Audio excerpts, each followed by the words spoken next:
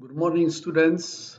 Today we will continue our MATLAB tutorial, which we stopped it last time. We stopped here, and today we start with matrix. Okay, how we work with matrix in MATLAB. As you know, matrix has rows and columns.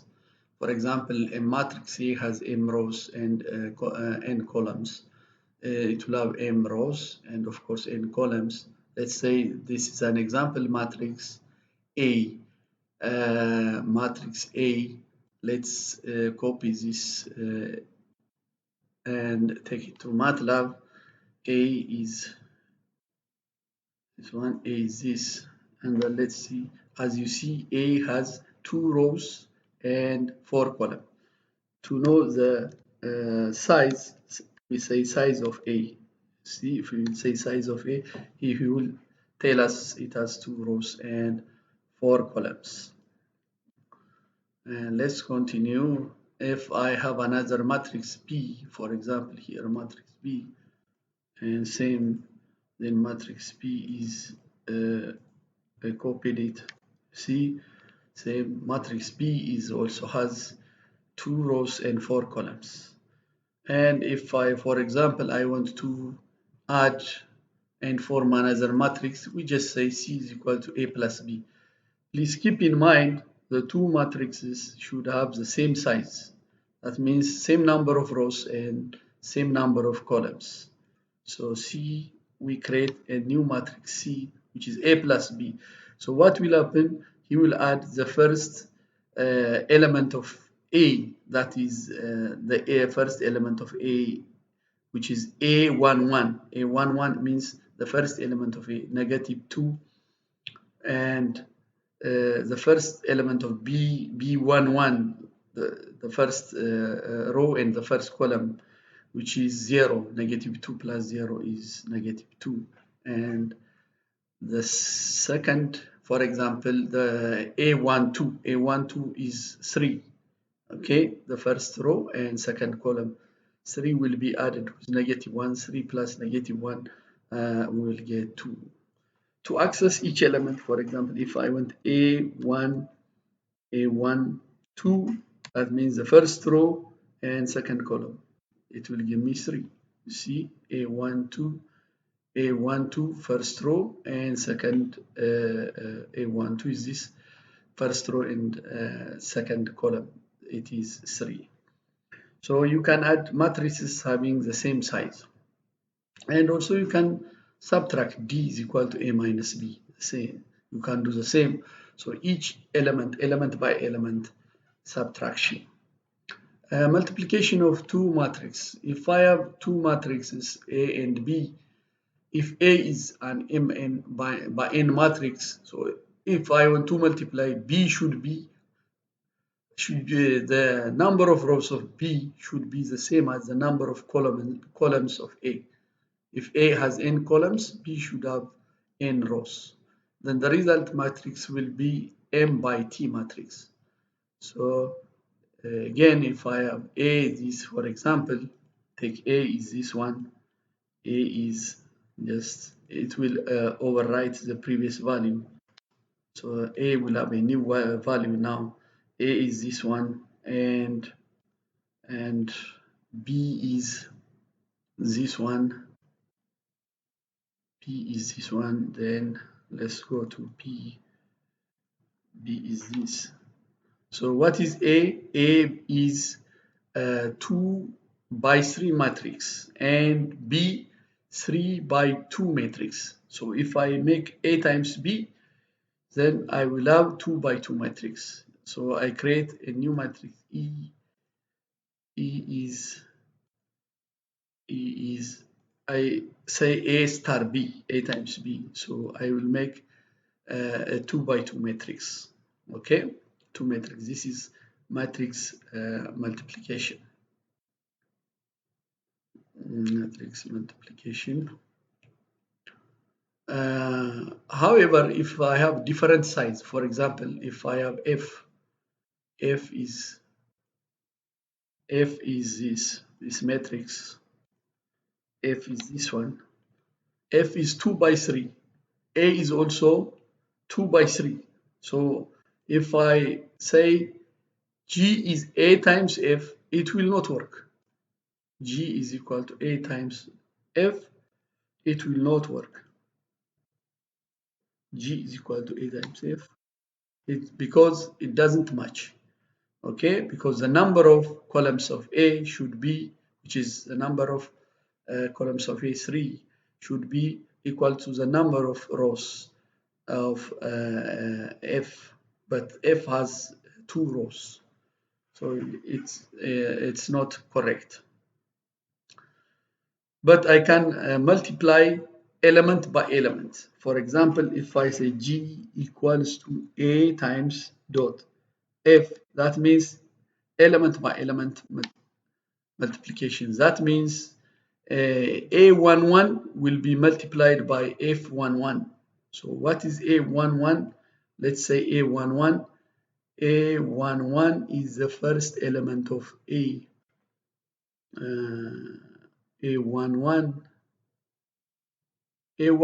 is -2, -2, and F11 is 2. -2 times 2 is -4. Okay, so this is element by element multiplication. So we need to have the full stop sign. Okay, let's continue. Squaring of each element of a matrix. How we square each element of a matrix? Let's take this A again. A is this. So let's say A has this. How I can square each element? That means if I want to square -3 square 9, 4 square 16, -2 square 16, I need to say A dot hat sign and 2. So A dot, that means element by element squaring of each element. So -3 will be 9, 4 will be 16, and -2 will be 4. So you need to have dots to square each element of the matrix A. What about squaring of the matrix itself without the dot? That means without the dot.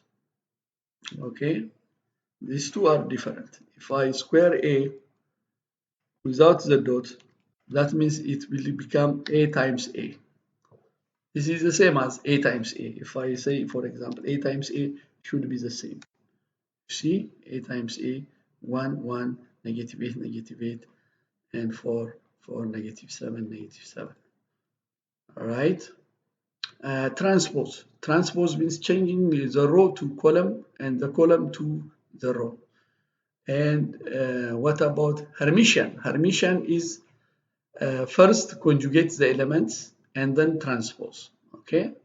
So the Hermitian usually useful for complex, if a matrix has complex elements. So let's say this is A.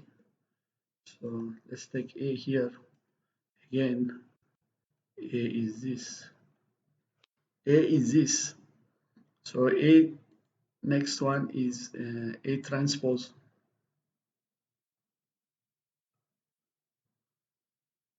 J is A transpose. So let's take J. J is A transpose. So the row is -2, 3, 4. It will be a column, -2, 3, 4. And -1, 0, 2, it will be a column. Okay, the row will change to a column. Okay, and the column will change to a row. That means now Hermitian is useful if I have a complex matrix, a matrix with complex valued elements, having complex valued elements. Sorry, this is, I take this matrix now. If you see M has the first element of A is -2 plus J or I, and the second 1 minus 2J or I. So if I make Hermitian, Hermitian means if I make transpose and Hermitian, the two are different. Okay, if I make transpose, the row will change to a column. You see, negative 2 plus I, and this one 1 minus 2j. This is Hermitian. This is Hermitian. So 1 minus 2j will become 1 plus 2j. So change the row to column and make complex conjugate. That means this is negative 2 plus j. It will become negative 2 minus j. And this is 1 minus 2j. This becomes 1 plus 2j. But if I put the dot, only transpose, no complex conjugate. See? So it will, this was negative 2 plus j or I, same negative 2 plus I. And this was 1 minus 2i, 1 minus 2i, same. So the difference between Hermitian and transpose is just making the elements complex conjugate. The Hermitian will perform complex conjugate to each element. All right, let's continue. How we evaluate, for example, how we evaluate a certain function at a certain point. For example, I have this function x squared plus 5x plus 6. I want to evaluate at 4. So I will make a vector with the coefficients of x, starting from the smallest to the highest. Here is 6 first, next coefficient is 5, next coefficient is 1. So let me call p is equal to 156. So I just take this value, p is equal to 156. So this, I take it here, p is equal to 156. Then I will, this is the coefficient of the polynomial. So I want to evaluate at 4. I will say polyval evaluates the polynomial at 4. So polyval at 4. So here, polyval at 4. So the value at 4 is 42. So the value of the function at 4 is 42. You can check it with your calculator if you want. And if I have this kind of function, what about this x squared plus 6? The x is missing. Okay, the first one is 6. The next one is missing, so we put 0. So we say polyval 106. 106 at 4. So if I say polyval 106 at 4, it will evaluate the function at 4. So the function at 4, 4 squared, 16, 16 plus 6 is 22, the value. And if I want to get the roots of the equation, for example, if I want this quadratic equation, x squared plus 5x plus 6, then I call roots of p. Okay, roots of p will give me the coefficients. So this is p156 again. P156. And roots of p means find the quadratic roots of the quadratic equation, roots of p. Remember, the command should be written in small letters. So you see the roots of x squared plus 5x plus 6 are negative 3 and negative 2. Now when you have when your command window is messy, you can clear it. You can say clear will clear the variables here in the workspace. CLC will clear screen. CLC means clear screen. So it will clean the screen. Let's continue now. If I want to multiply two polynomials, x squared 5x plus 6 multiplied by x plus 1, we say convolve. Convolve, what are the coefficients here? 1, 5, 6. What are the coefficients here? 1, 1. So convolve 1, 5, 6 with 1, 1. it will give me the coefficients when you are multiplying x squared plus 5x plus 6 by x plus 1, which you will give you x cubed 6x squared 11x plus 6. So by calling the convolve CONV function, it will give you the product of the two polynomials. You see, 1, 6, 11, and 6. This means x cubed plus 6x squared plus 11x plus 6. You can also divide by using deconvolve. Deconvolve h with g. It will give you x squared plus 5x plus 6. Deconvolve. Q will have the quotient, R will have the remainder. So I have here deconvolve and define function or variable g. Oh, deconvolve h g. What is g? I have to define g. G should be 1 1. That means x plus 1. Copy. That's why. So my MATLAB, if it doesn't know, he will say I don't know this. This g is this. Then I call the previous command. You see, deconvolve this. What is the quotient? The quotient 156 means x squared plus 5x plus 6. What is the remainder? 0, because there is no remainder. And inverse of a matrix. If I multiply a matrix with its inverse, I will get an identity matrix. For example, let's say this is A. A is this. This is a matrix A. And let's make the inverse of the matrix. We call it by INV, the inverse function. Copy and then inverse of A. This is the inverse of A.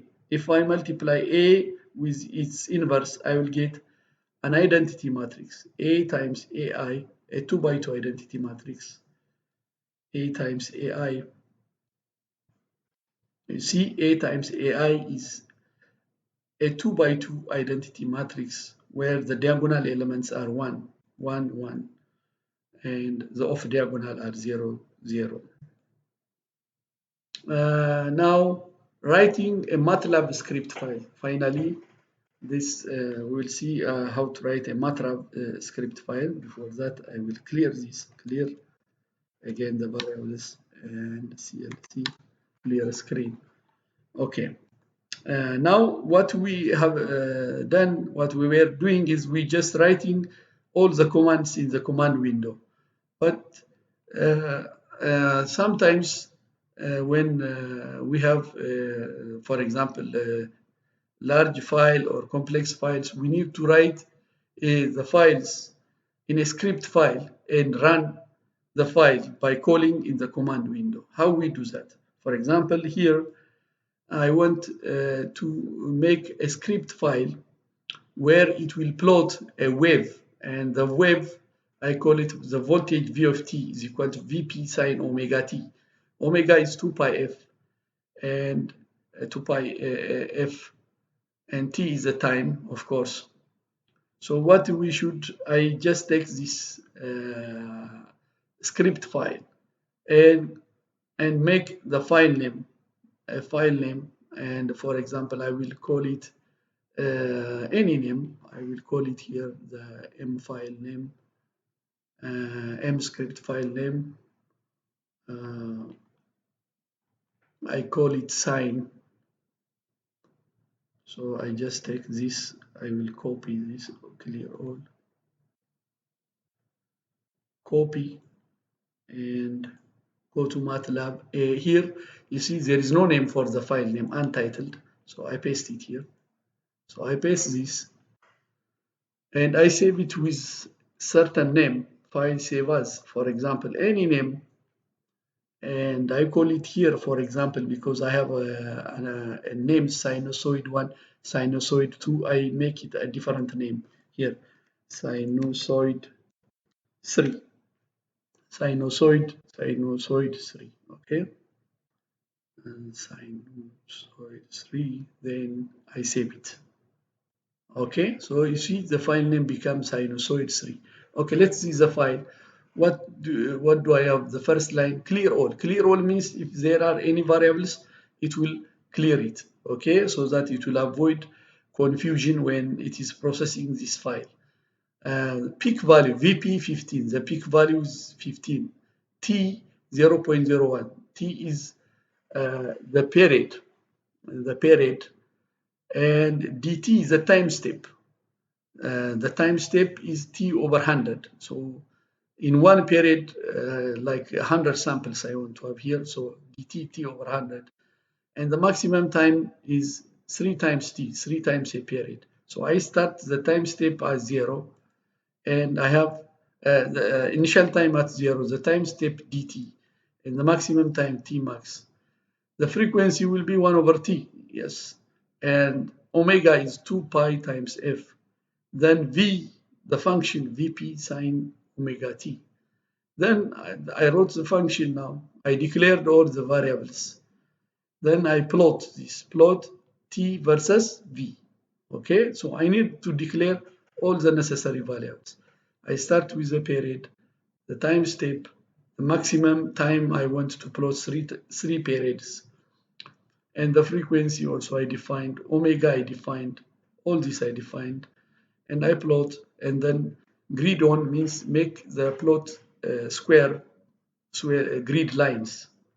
And the title, plot sine voltage with peak value V peak and frequency F, X level is this, I rearrange it, time in second, Y level voltage V of t in volts. So now I will call it here in the command window. This is my script file, sinusoid 3. So sinusoid 3. Now I call it here, sinusoid 3. And run. The program is running now. Running. So I should get a figure. So this is my figure. You see? This is a figure. I got it. You see, what's the peak value? 15. And what's your time axis? Time in second. And what the voltage, y-axis, voltage V of t in volts. You see, it starts from 0, go up maximum 15, and cross 0 again, and come back to 0. What is the period? One period is from here to here, 0.01. You can even put a data cursor here, data tip here. I just put a data cursor here. You see, this is the x-axis. The x-axis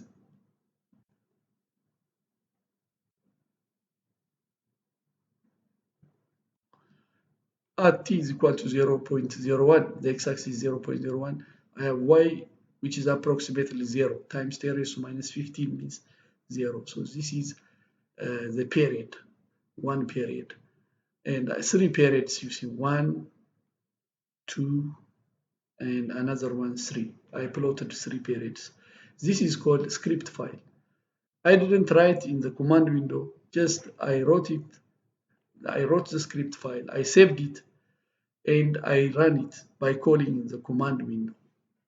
It should be in the same folder where in the command window when you're running it, this script file should be in the same folder where you have the command window. That means, for example, what is this folder? If you remember, PWD, this folder is lab 101 for me, and this sinusoid 3 file should be in this folder lab 101 when I am running it. So another one is function, how to make a function. Function, let's take this, let's say function, how to make a function. Okay, now I close. By the way, we can copy this to Word. For example, if I want to copy to Word, I code this Word here. I just call word, and I can copy the figure.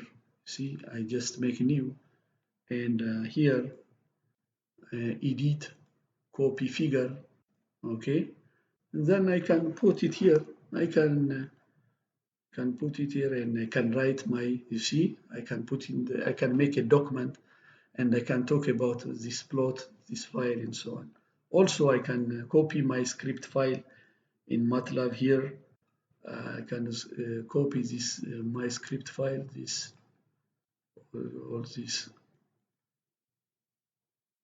this copy, and I can paste it here, and I can submit my assignment. For example, if I am asked to plot a sine wave, okay, my Word document, I can print my Word document and submit it. All right, now how to make a function? I just take this function. This is function. Okay, so I take it here.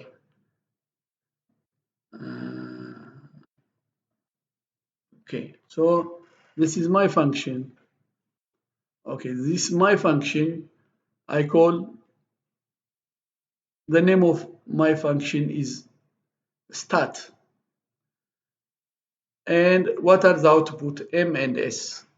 So I give a data X, and I get the mean value. The mean value means the sum of the elements of X divided by the length of X. The length of X means the number of elements of X. This gives me the mean value, the average value. And the standard deviation. The standard deviation means square root of sum of X minus mean square divided by N. This is the standard deviation. So I will save this. Save as. Okay, start. It's already, I have it here. So save. Okay. I saved it now. Start X. Saved it. And then, for example, I give a certain vector X. I have this X.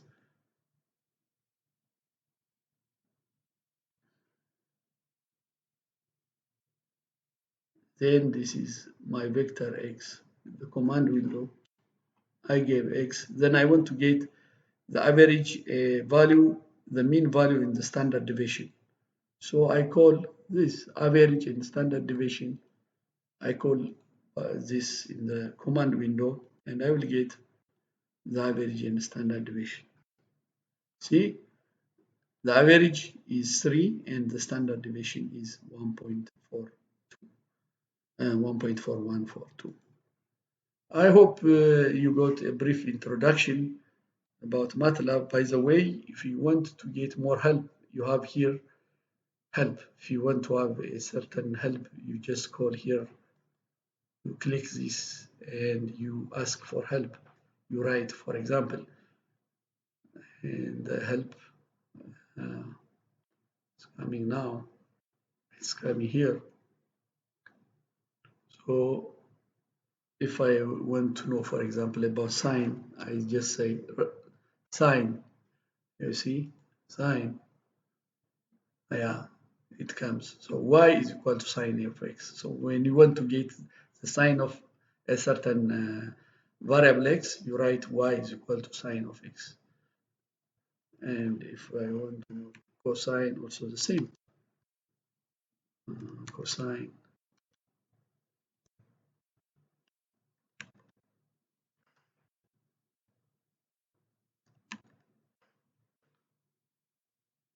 Sine, see, y is equal to cos of x, and so on. So you can always ask MATLAB for help here by writing here. I hope you got a brief introduction about MATLAB. For the rest, try to redo this tutorial by yourself. You can go to one of the labs and computer labs, and you can experiment, or if you have MATLAB in your laptop, you can try it by yourself, and so to have more understanding. And thank you for listening to this lecture.